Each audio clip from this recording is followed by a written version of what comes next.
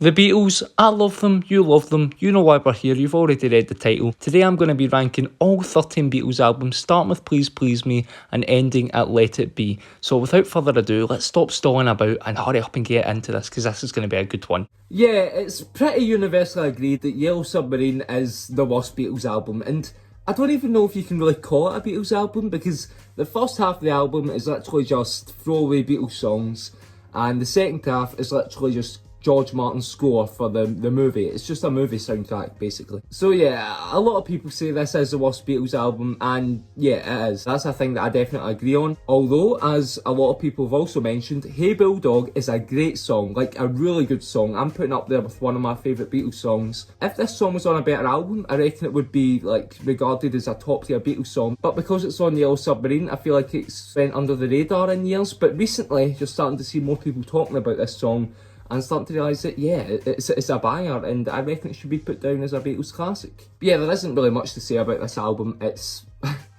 just a movie soundtrack, and I don't even really know if you should even count it on the Beatles catalogue, but it is counted, so that is being ranked in 13th place. So in 12th place, I've got Beatles for Sale. Now, this is another album that most people agree is near, you know, the bottom of Beatles rankings. I still think it's a great album, as most Beatles fans would say. It is a really good album, but it's just not as good as the rest that come after it. It's got some great songs on there, like 8 Days a Week, and the opening track, No Reply. I love that song. With the early Beatles, sometimes, obviously, songs are a bit simpler.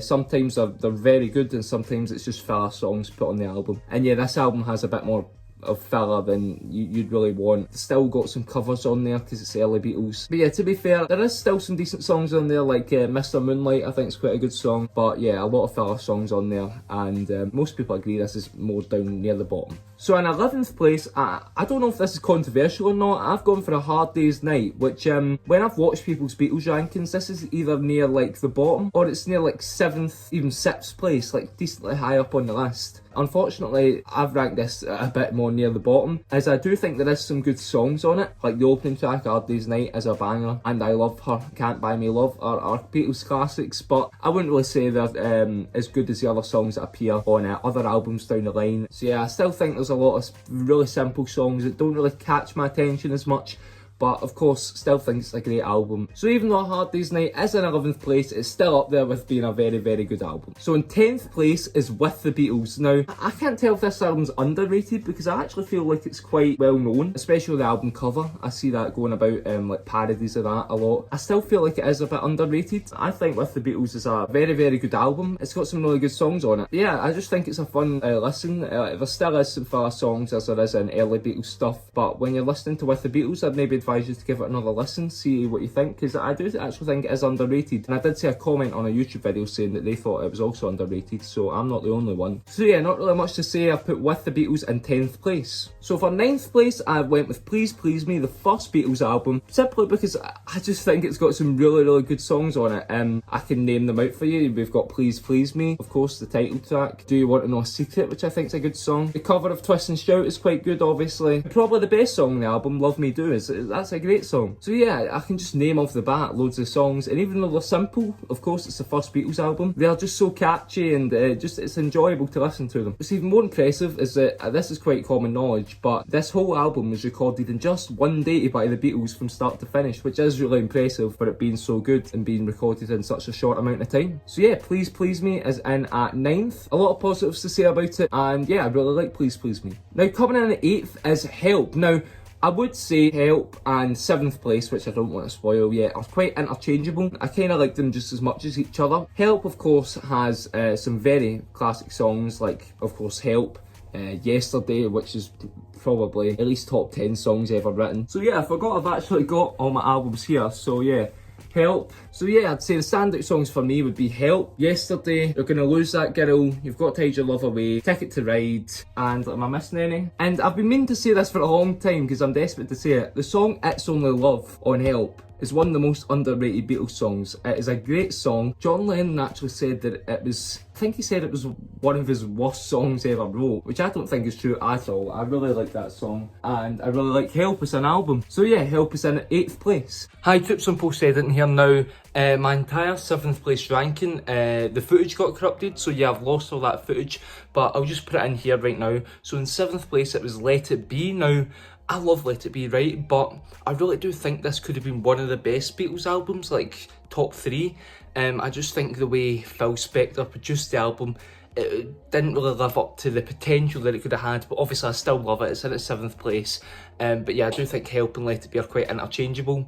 It's got some of the Beatles' most like grand, spectacular songs, like The Long and Winding Road, Let It Be obviously, Across Universe is one of my favourite songs. So yeah, it's got some really good songs on it. I love Let It Be. So yeah, that's in at 7th place. Coming in at 6th place, now this is actually quite controversial, let me get it out here, out of my albums pile. It is Sgt. Pepper's Lonely Hearts Club Band. Now, look, don't get me wrong, I know it's 6, but this is one of the best albums ever made, right? It's incredible. It's definitely my favourite Beatles album cover. So most people have this up in 1st, 2nd, 3rd, like top 3 at least. I've got it in 6th, just really because, I don't know if it's just my music preference, but a lot of the songs on it I do think are a bit just alright, just not top incredible tier, they're just okay. But no, this album is still incredible, don't get me wrong, and it has probably the best song ever written on it, which is A Day in the Life. So yeah, don't take anything away from it, it is an incredible album with incredible cover art. So yeah, it is an incredible album, and you know, it's got some really incredible songs like With a Little Help from My Friends, Lucy in the Sky with Diamonds, and Being for the Benefit of Mr. Kite I think is one of the most underrated Beatles songs. I love that song so much. But I mean, songs like Lovely Rita, Good Morning, When I'm 64, songs like that I do think are just alright. They aren't like unbelievable, but you know, it's an incredible album. It's some experience listening to it, and I mean, it practically changed music when you think about it. One of the most influential albums of all time. So yeah, Sgt. Pepper's is in at 6th place. Coming in at 5th, we have Rubber Soul. Now, Rubber Soul is one of my favourites, but I just think the albums after this are a bit better. But no, I love Rubber Soul. It was probably the first album I asked to get from my record player back there. Each time I look in the back at this, I just see how good every song is. And I'd say this album is a turning point for the Beatles, when they went from their early stage to their later stage and showing how advanced their music can get and really showing how good they actually were. And yeah, so it's one of the best albums ever made, and there isn't much more to say. It is quite incredible how good this album is. So you've seen how positive I was about Rubber Soul, so you can just imagine how good these next 4 are. Coming in at 4th, it is Revolver. I want to state, for a while I kind of thought Revolver was a good album, but I was wrong. It is an incredible album. It is. I've listened to it more recently, and I realised how good this actually is. Revolver is great. It's definitely one of the best albums ever made. Just everything about it, the cover. I haven't really talked much about the album covers, but some of these album covers are great as well. So yeah, this album is just top tier. The type of music in this, even though this album has been out for what, like 60 years, the music in it is still like, when I listened to this I was like, whoa, what is going on? It takes you on a journey. And I'm Only Sleeping and Tomorrow Never Knows, that psychedelic feel with like the reverse guitar solos and all the crazy sounds that go on in Tomorrow Never Knows. And of course Eleanor Rigby is one of the most famous Beatles songs for good reason. And I can keep going on. She Said, She Said, I think it's one of the most underrated Beatles songs, using more of that psychedelic, ooh, does this make any sense what I'm trying to say? You've got to listen to it. Revolver is incredible, and you know, I don't even know how there's 3 better albums in this, because if I just listened to this album I would think it's the best of all time. Same with Rubber Soul and Sgt. Pepper's. These top 6 are really, really incredible. So yeah, I think that's enough about Revolver. You can tell I like it.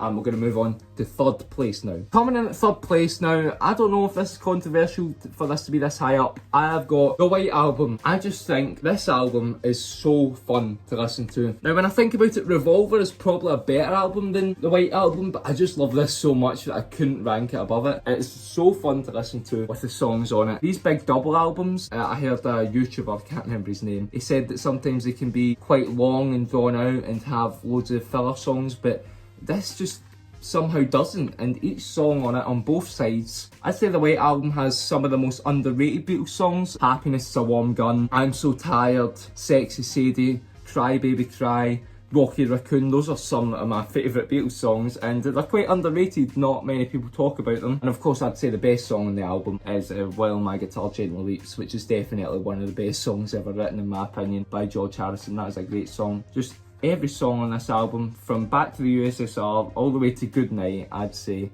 is very good, maybe apart from Revolution 9. Yeah, it's kind of got a more rocky feel to it in some of the songs, like Helter Skelter, of course, is kind of like hard rock. And Your Blues is very like quite rough and rocky, which is kind of something the Beatles never really done before. So yeah, it's kind of a more rocky, and I kind of like that switch. But yeah, I love this album. I've got the 4 posters that came with it up there, and actually this behind me is also the poster that came with the White Album. But yeah, I think that's enough about the White Album, because I could be here for days. Oh, one more thing, Sexy Sadie is one of the best Beatles songs, and I don't care who says it's not. But yeah, I reckon I should stop talking about the White Album and move on to second place. I don't know if this is my most controversial pick out of the whole video, because I know many people don't even really count this as a Beatles album, but I went for Magical Mystery Tour at second place.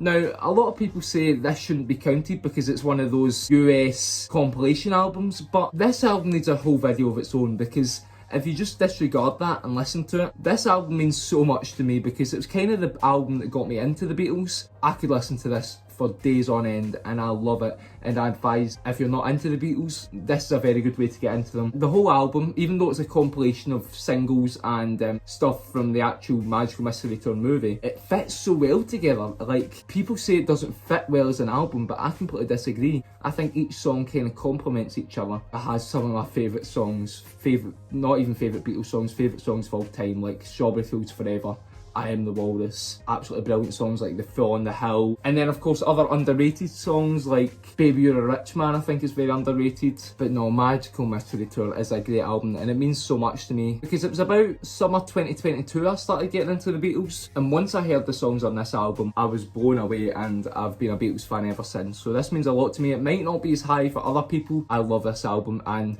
I've not even got a copy of it yet. I'm going to get one for my birthday. I kind of want to make a whole video on its own about Magical Mystery Tour, because it's really that good. I don't know if that's controversial. Probably is, because a lot of people don't even count it as a Beatles album. It's on the catalogue, so I'm counting it, and it means so much to me, and I love it. I love Magical Mystery Tour. So yeah, enough talking about Magical Mystery Tour. You guys already know what number 1 is, so let's move on to that. Abbey Road is the best Beatles album, and there's not really much you can do to argue about that. It simply is. It is just unbelievable. I get that it's their most famous album, so that might make people want to not put it as high. For me, you can't say that Abbey Road isn't their best album. Both sides are unbelievable. Side 1 has got some absolutely brilliant songs, and side 2 is, in my opinion, the best melody ever created. I wouldn't say a single song on this album is bad. Now, to be fair, it took me a while to get into this album. I listened to it, I think, twice before I really liked it. When you realise how good this actually is, you just...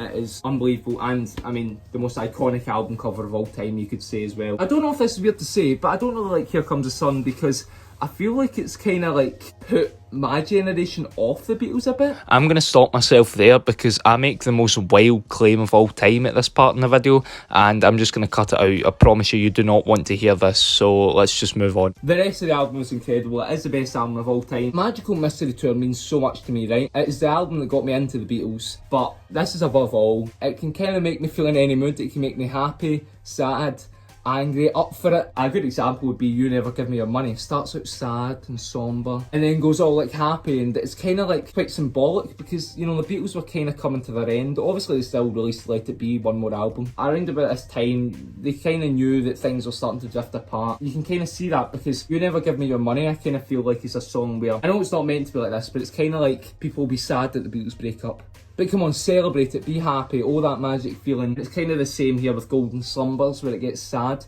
but then when you go through Carry That Weight, and then the end, it ends up happy again. So it's kind of the message I take away from the Beatles, that even though you might be going through a tough time, there's always a happy ending. So yeah, I got quite philosophical there, so I think it's probably time to end this video.